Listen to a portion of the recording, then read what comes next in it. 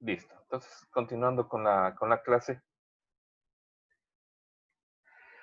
Les mencionaba también que la grasa es uno de los componentes básicos en la formulación de un embutido. Principalmente los embutidos de emulsión, como salchichas y mortadelas. ¿Por qué razón?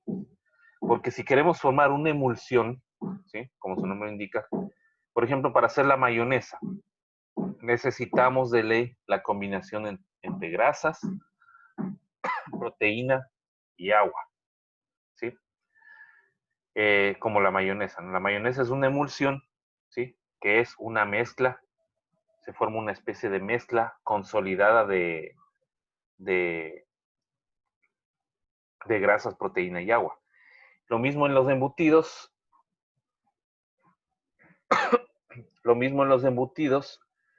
nosotros, en los de emulsión principalmente, nosotros tenemos que consolidar una masa emulsionada de proteínas, que sería de la carne, grasa y del agua, ¿sí? Eh, nosotros necesitamos obligatoriamente tener grasa en la formulación. De pronto podemos obviar la grasa si es que nosotros vamos a hacer un, eh, un eh, a ver, Evelyn me está haciendo una pregunta sobre el glutamato monosódico. ¿Cuál es la cantidad adecuada del aditivo glutamato monosódico que se le puede agregar a los embutidos? Bueno, ya se me adelantó Evelyn. Eso les iba a mandar a consultar en el código. Eso va a ser una tarea que les voy a mandar. Sí, vamos a ver los aditivos y van a consultar el Códex Alimentarios actualizado para que ustedes puedan revisar cuáles son las formulaciones actuales. Y eso la vamos a tratar en la siguiente clase, la próxima semana. Sí, entonces, eh, no les voy a decir todavía, justamente porque eso tenía pensado hacerlo como actividad. ¿Sí? Entonces, pero sí es una pregunta importantísima porque yo no puedo mandarle indiscriminadamente. No puedo decir como la sal o como el azúcar, le mando lecho al gusto. ¿Sí? Ese tipo de aditivos como el glutamato monosódico, los benzoatos, los sorbatos, los ascorbatos, por ejemplo, yo no puedo mandar así indiscriminadamente. ¿Sí? Le mando esto al ojo ni nada. Tiene que ser bien formulado, bien pesado, de acuerdo a la cantidad de producto. ¿Sí?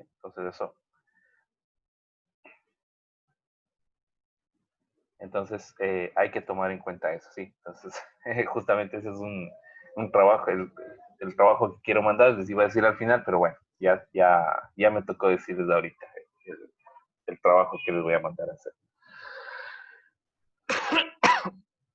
Listo, entonces, ¿qué características debe tener la grasa que voy a usar? Sí, una de las características importantes es que el punto de fusión debe ser alto. O sea, no se me puede derretir esa grasa con la mínima cantidad de calor. Tiene que soportar un poco de calor. ¿Sí? Por ejemplo, si nosotros ponemos en la sartén un pedazo de mortadela o una salchicha, ustedes han visto que la masa se conserva. O sea, la emulsión se conserva consolidada. ¿Sí? O sea, no tenemos escurrimiento. ¿Sí? ¿Qué es lo que pasaría si yo tuviera una grasa con punto de fusión bajo? O sea, que ya empieza a derretirse a una temperatura baja. ¿Quién me podría decir?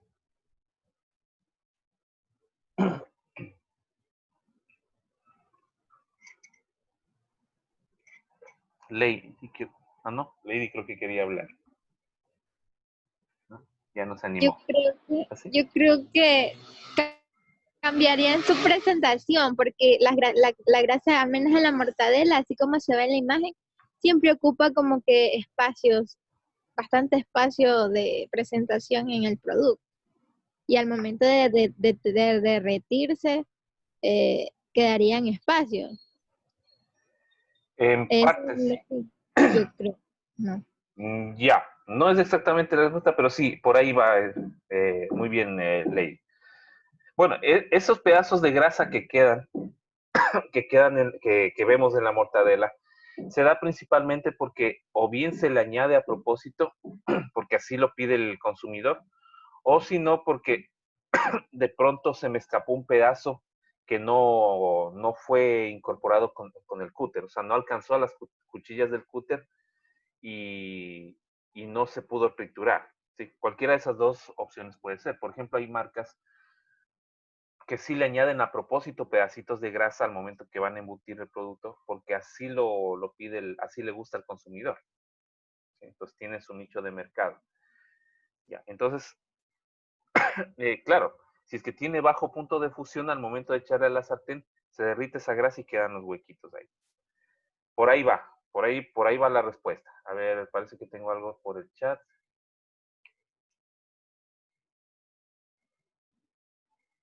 Bueno, Evelyn me dice si puedo repetir la pregunta. ¿Qué pasaría si la grasa que uso en los embutidos tuviera bajo punto de fusión? ¿Sí? O sea, se derretiría a menor temperatura. Eso sería. Giordano me dice, se empezaría a derretir la grasa en la sartén, correcto. O sea, empieza, como me dice Lady, como me dice Giordano, perdón. La grasa comienza a derretirse. ¿Y qué significa eso? Que comienza a chorrear, comienza a escurrir del embutido. Eso en primer lugar va a hacer que el embutido se contraiga, ¿sí? Se pierda, ¿sí? Y ese exudado, esa grasa, va a tener una coloración muy poco agradable, ¿sí? Debido a que tiene otros aditivos y todo lo demás. Eh, esa grasa se vería mal. O sea, y un producto que escurre también va a alterar la textura. Si es que escurre mucho, la salchicha a la final va a quedar muy seca, muy dura.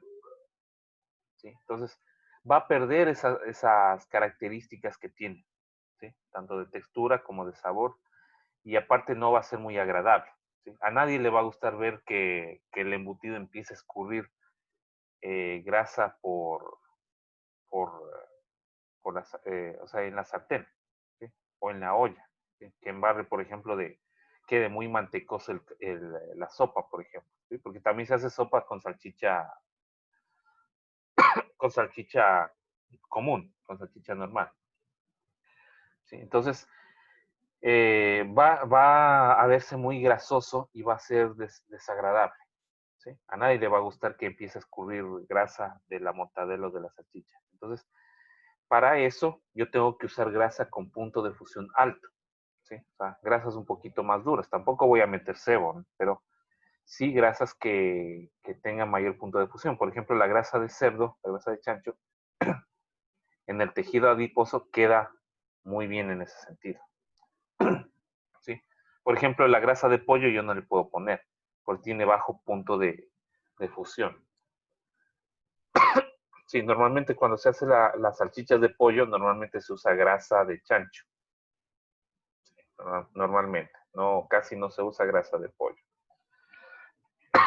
Ya, listo. Entonces, correcto, lo que dice Lady, por ahí iba, no era exactamente la respuesta, pero por ahí se iba muy bien. Empezaba a derretirse y quedaban los espacios, sí, se derrite y escurre. ¿Sí? Y así estuviese, así no se viera los pedazos en el embutido, también empezaría a escurrirse. ¿Sí? Eh, Evelyn me pregunta, ¿qué embutido tiene más grasa, la mortadela o el jamón cocido?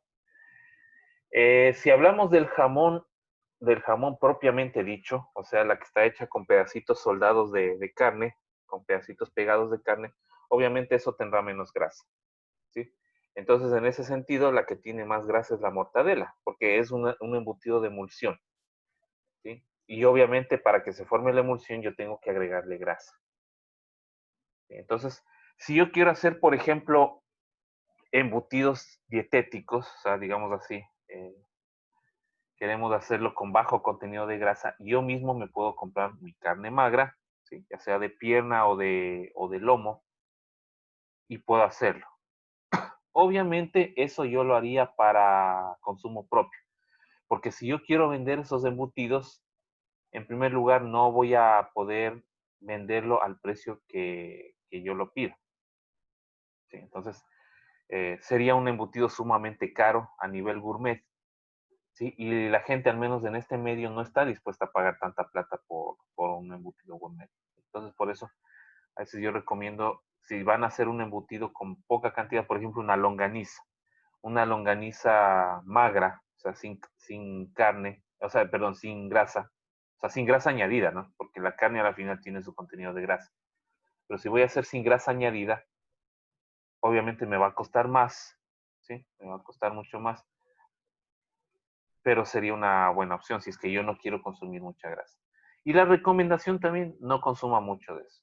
O sea, al menos no es recomendable consumirlo tanto, no solamente por la grasa, sino también por el contenido de aditivos que tiene. ¿Sí? No es recomendable comerlo así. Incluso hay gente que llega a reemplazar a la carne con embutidos en su dieta. Entonces eso no es recomendable. Entonces la respuesta, Evelyn, es la mortadela tiene mayor contenido de grasa. Bueno, entonces, ya. Dentro de los ingredientes tenemos también los ligadores y extensores, que no es otra cosa que proteínas o algún otro tipo de aditivo que extiende la masa, que abulta la masa. ¿Con qué objetivo yo incluyo eso? Eso es totalmente legal, es totalmente ético, siempre y cuando yo respete las formulaciones máximas que establece la norma. ¿Sí? Si yo no me paso de esas normas, yo estoy dentro de lo legal. ¿Con qué objetivo yo uso estos extensores? En primer lugar, yo los uso para abaratar costos.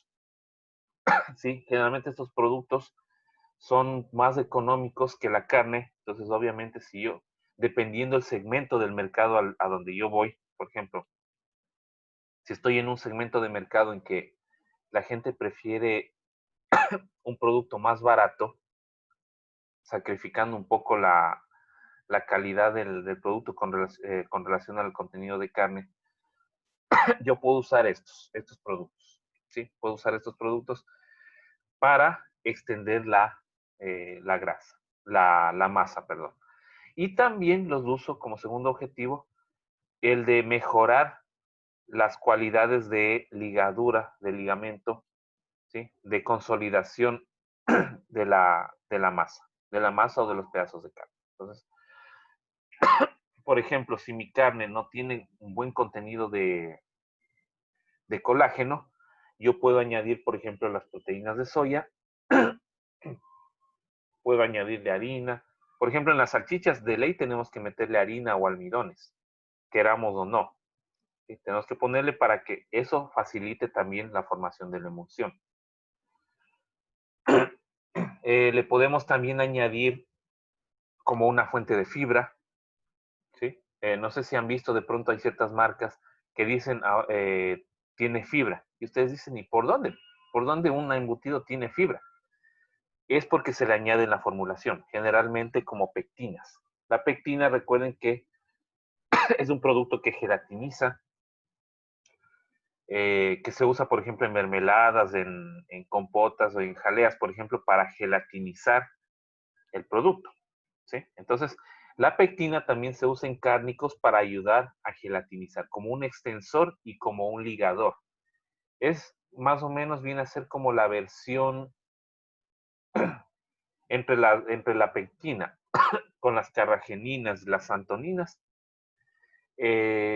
son como las versiones vegetales del colágeno.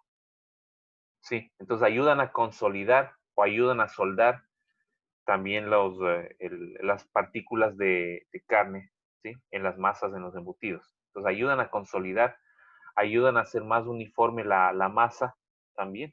Entonces se los pone. Y también, aparte de que son baratos, ayudan también a extender la masa, ¿verdad?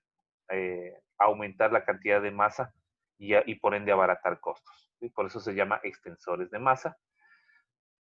y también se llaman ligadores. ¿Cuáles son estos productos?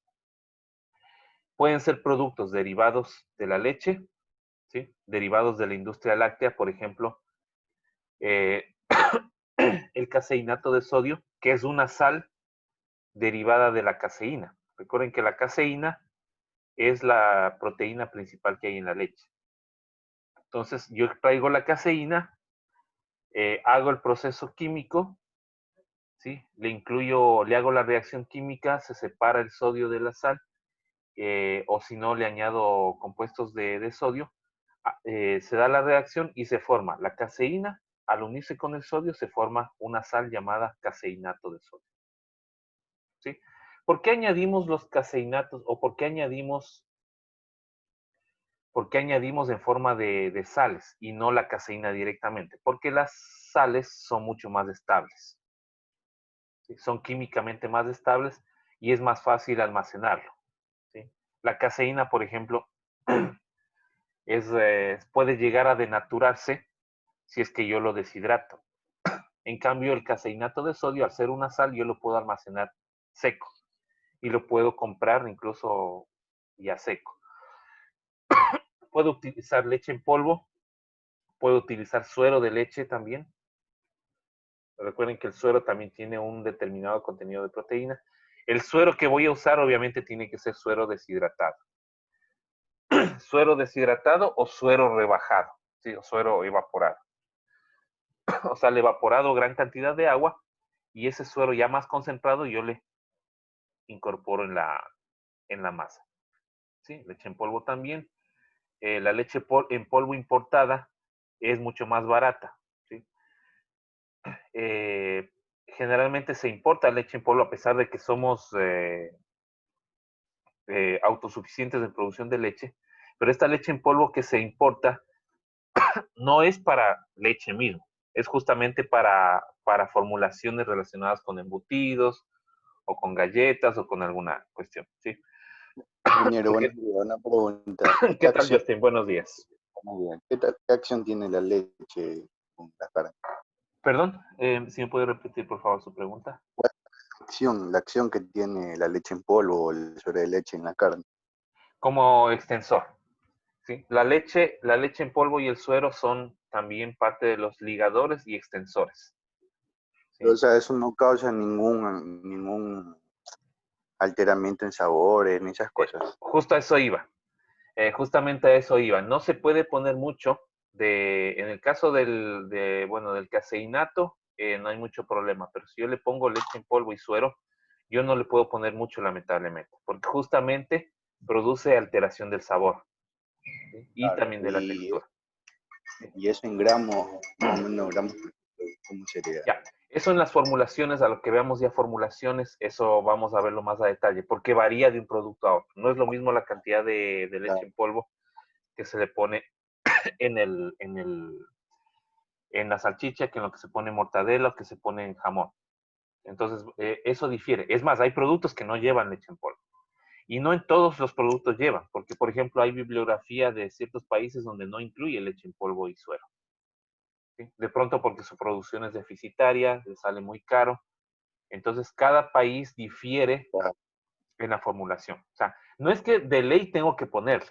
¿Sí? Eso quiero aclararles. Si yo les menciono estos productos, no significa que de ley tenemos que poner. Como les dije al inicio de la clase, esto varía de acuerdo al producto y varía de acuerdo a la legislación incluso de cada país. Hay países, por ejemplo, donde tienen prohibido añadirle, por ejemplo, leche.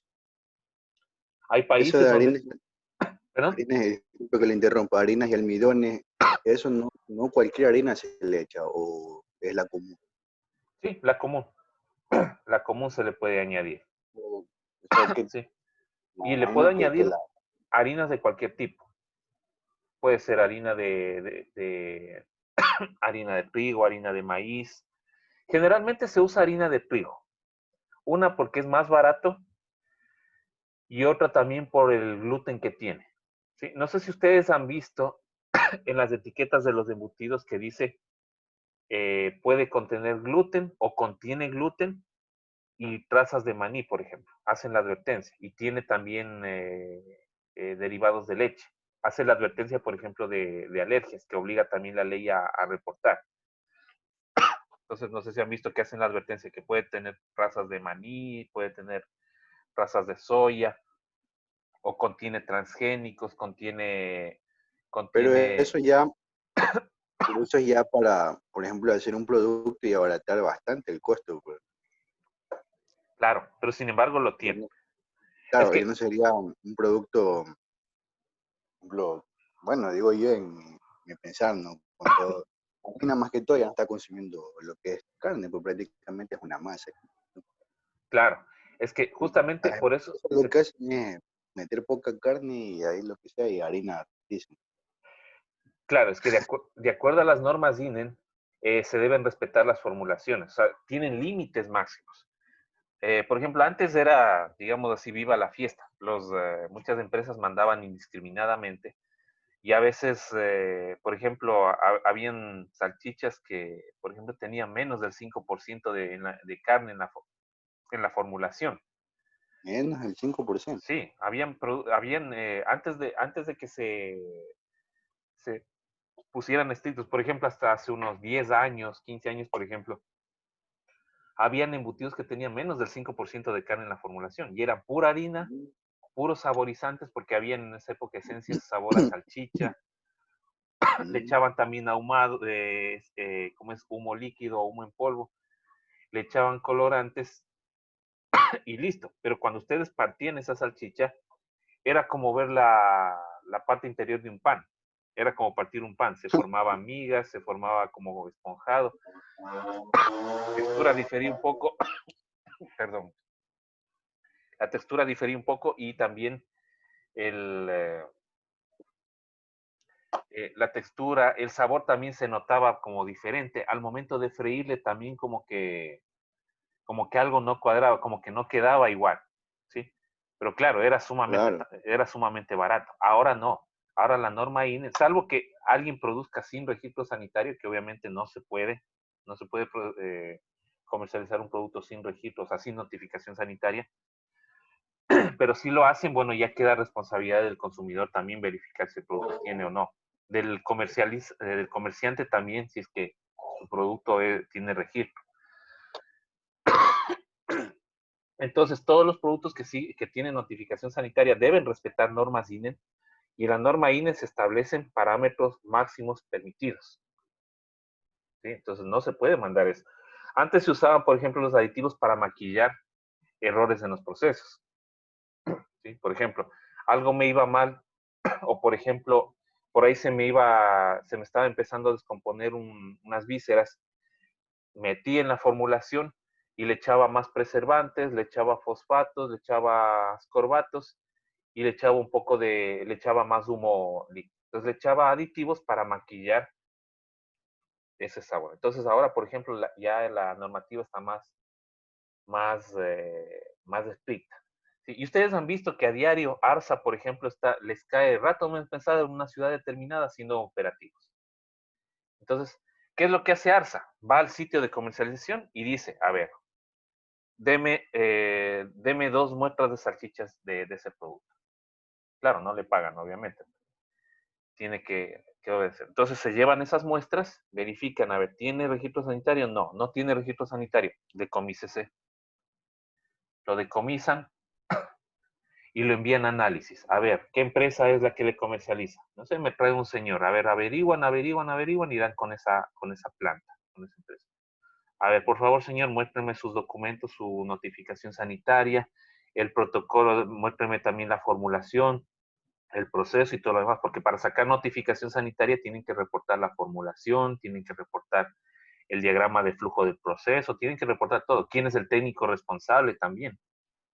Entonces, si no cumple con eso, se clausura toda la cadena. Desde la tienda que estaba vendiendo por no fijarse por no fijarse que el producto no tiene notificación sanitaria, solo lo vendía porque era más barato, y pasando, por ejemplo, por la distribuidora macro hasta llegar a la planta que, lo, que fabricó ese producto.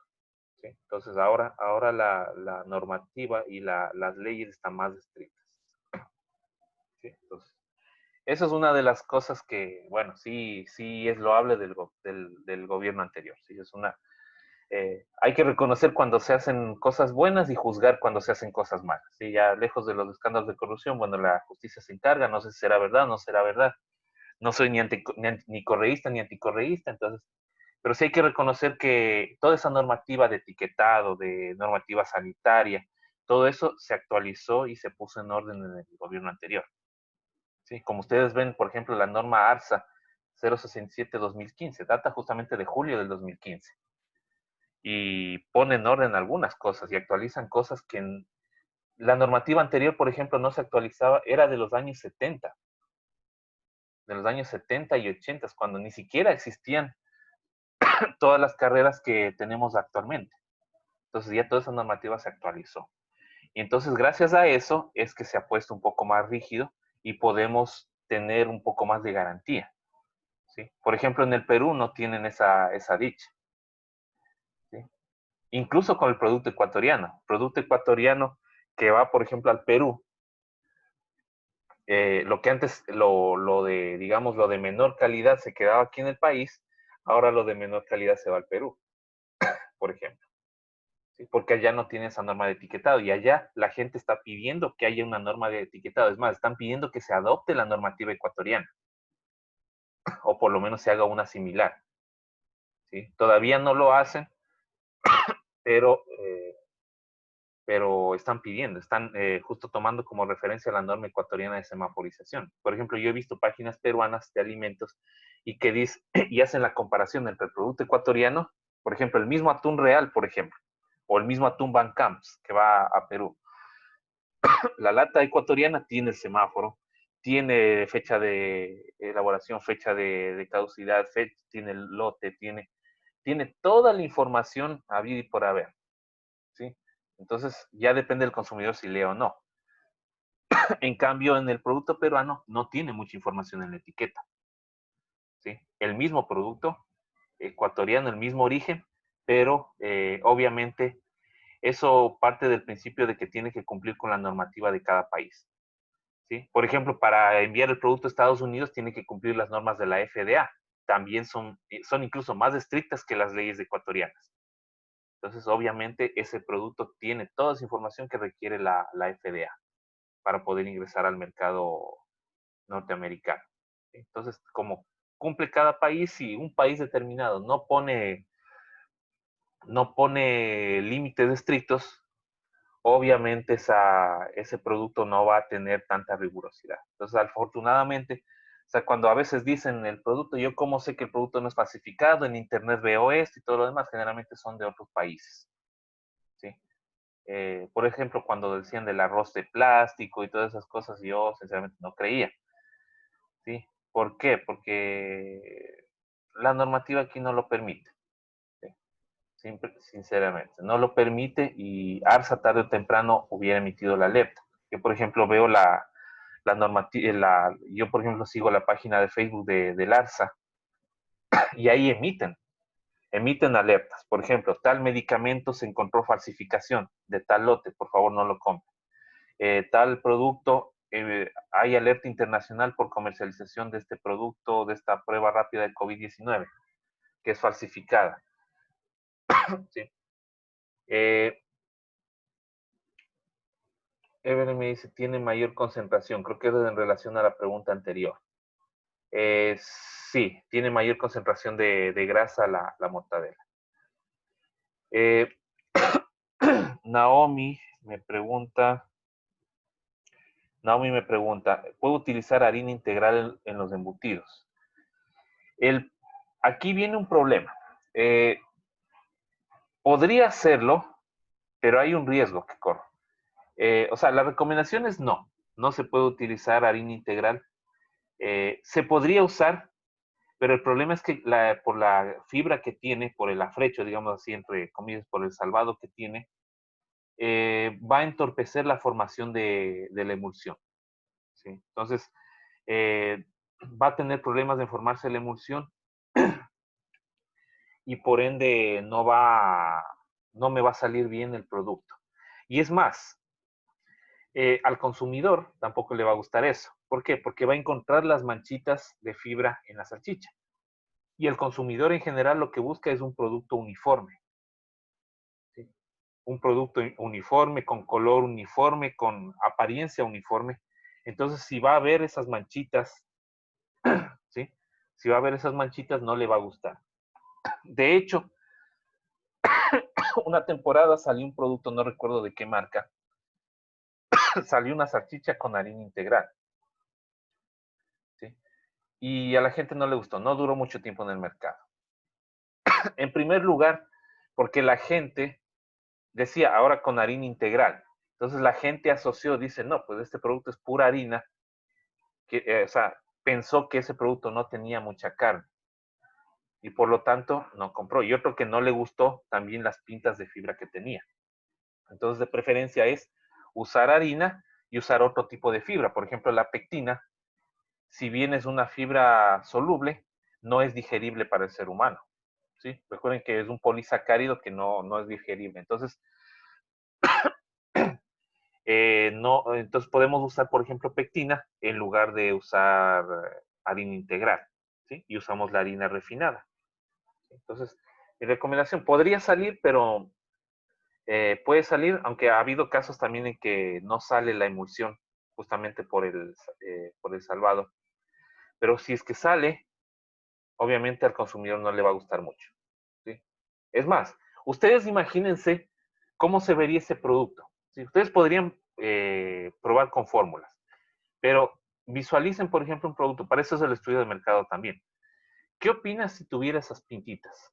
¿Usted compraría ese producto o no compraría ese producto? Entonces, ahí uno va viendo si es que va a tener o no la aceptación. Cuando no está bien hecho el estudio de mercado o está maquillado los datos, obviamente no me va a dar datos certeros y ese producto va a fracasar. ¿Sí? Y eso les ha pasado a todo tipo de empresas, grandes o pequeñas. ¿Sí? Ni la misma Pronaca se ha salvado, ni la misma Yuri se ha salvado. ¿Sí? Entonces, han tenido productos que han fracasado. Entonces, mi recomendación es que de preferencia mejor no se lo use. Salvo que yo me cerciore que en ese mercado sí voy a tener aceptación. Y también una formulación que me permita formar la emulsión con la harina integral. Y bueno, ya me estaba saltando a las harinas. En los derivados de soya, este es uno de los productos más utilizados, tanto como harina de soya como proteína aislada de soya. ¿Sí? ¿Cuál es la ventaja de este producto? Una, es relativamente económico con relación a la carne. Y otra que también no le confiere muchos sabores ni aromas extraños. O sea, yo puedo usarlo en mayor cantidad sin que se altere el sabor del embutido. Entonces, tiene un saborcito más inerte. Entonces, esa es la ventaja y por lo tanto es el producto más usado. Si ustedes ven en la etiqueta, compran cualquier embutido, por ejemplo, en línea diaria bueno, si compran en la tienda les cuesta 65 centavos, pero si compran en el comisariato a veces hay ofertas, les venden hasta en 49 centavos. ¿Sí? Pero si compran una línea diaria, cualquiera que sea salchicha, mortadela, cualquiera que sea la marca, ¿sí? Ya son libres de elegir esa marca. Si ustedes ven en la etiqueta, en los ingredientes, van a ver que va a estar generalmente proteína de soya o harina de soya o algo derivado de la soya. ¿Sí? O extensor de soya, aislado de soya, bueno, como sea que le pongan el nombre, pero va a tener algo de soya. Incluso en la advertencia de alergias, en la notificación de alergias, también va a estar, contiene soya. ¿Sí? Es justamente porque es el producto más utilizado. ¿Sí? Y aparte de que es proteína buena. En el caso en el caso de las harinas y almidones, puede usar harina de trigo, de preferencia porque tiene también gluten. El gluten es una proteína que es una proteína elástica también que va a incorporarse muy bien en la masa y va a ayudar incluso en la consolidación. Sí, pero no puedo meterle mucho. A ver, si mi memoria no me falla, no puede ser más del 10 o del 15%, dependiendo si es tipo 1, 2 y 3. ¿Sí? Hay formulaciones que pueden llegar incluso al 30%, pero no puede ir más allá de eso, más de lo que la norma en cada país me da. Por ejemplo, hay países en donde no permite más del 10% de harina. Hay países donde permiten hasta el 40%. Sí, todo depende de la legislación de cada país. No es lo mismo trabajar aquí que trabajar en Colombia, que trabajar en Perú, trabajar en Brasil o que trabajar en Vietnam o en China. Sí, entonces, hay que respetar la normativa de cada zona, de cada país. Las harinas que se usan, harina de trigo, puede ser harina de maíz, puede ser almidón de yuca, almidón de papa. Por ejemplo, el almidón de papa es uno de los más utilizados también, ¿sí? Ya que no le confiere, no le altera mucho el sabor.